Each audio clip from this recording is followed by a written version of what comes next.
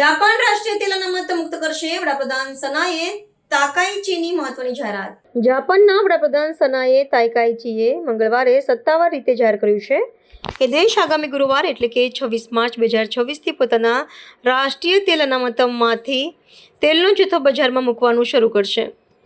પશ્ચિમ એશિયામાં America, Israel અને ઈરાન વચ્ચે ચાલી રહેલા યુદ્ધના કારણે આંતરરાષ્ટ્રીય બજારમાં ક્રૂડ તેલના ભાવ આસમાને પહોંચ્યા છે. આ વૈશ્વિક કટોકટી વચ્ચે જાપાનની અર્થવ્યવસ્થાને સુરક્ષિત રાખવા માટે તાકાઇચી સરકારે આ વ્યૂહાત્મક નિર્ણય લીધો છે.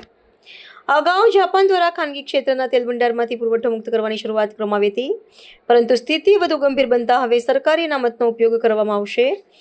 વડાપ્રધાન તાકાઇચીએ કેબિનેટ મંત્રીઓ સાથેની બેઠકમાં જણાવ્યું હતું કે હોર્મુઝ જળમાર્ગ બંધ થવાથી જાપાન જેવા તેલ પર નિર્ભર દેશો માટે મોટું જોખમ ઊભું થયું છે.